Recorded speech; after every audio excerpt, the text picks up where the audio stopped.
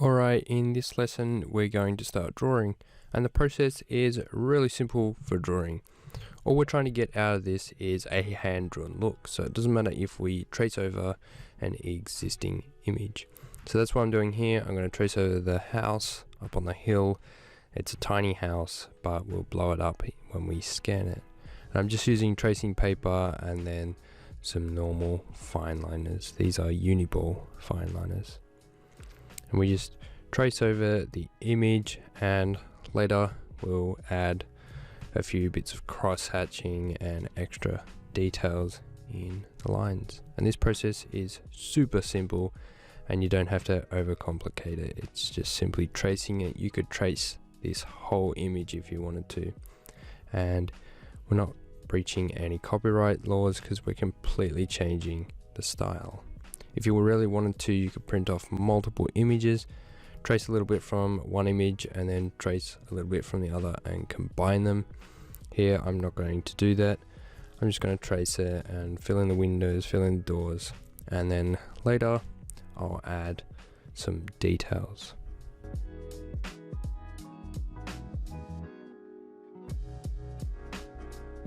Another thing you may want to do when doing this process is to use a ruler. I've got my ruler sitting to the side because I want a really rough hand-drawn look.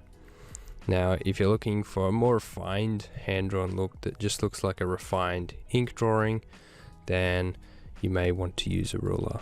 But in this case, I'm not going to do that. As you can see here, I am doubling up lines to make certain areas look thicker. This is the edge of the roof to make it look a lot thicker than what it actually is.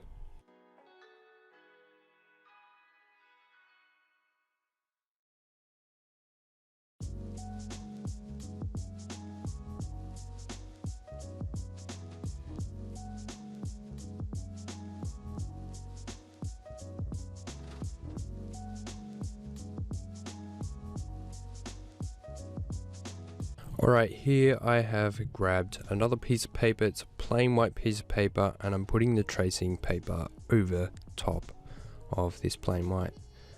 That way I can see the image really clearly. And this is where I start adding detail. I don't need the reference image behind. I can still look at it if I want to, but I'm just going to get a really fine liner and add detail. This one's 0.01. So the fine liner is very fine and I can add in detail. Another way to add a lot of detail to an image is actually blow it up a lot bigger.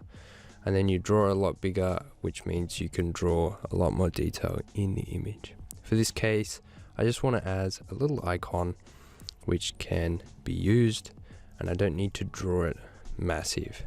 So I'm just going to add some details like the roof and a bit of cross-hatching under the roof on the front of the house there. We just crisscross lines to add a bit of shading. It's really easy and really simple, and you don't have to worry about too much mistakes because we can fix this up later.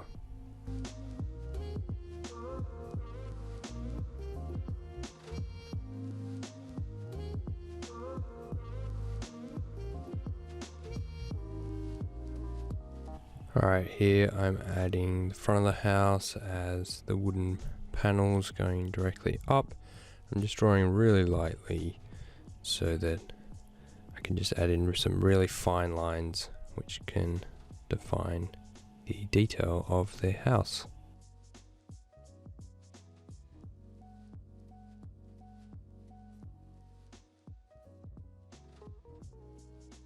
Alright, here I'm going to add some smoke coming out, some added extra effects. And we'll draw the smoke coming out the top, just doing it with a couple of lines. One thing I will say, when you're doing these illustrations, make sure to close the lines. So if they're going to be filled with shapes, then make sure to close all the lines so there's no gaps bleeding out. And this will become more apparent when we jump into Illustrator later, and I'll show you an example of it when lines don't meet up. Now the smoke is a different example because it will just be lines and we won't be colouring it in.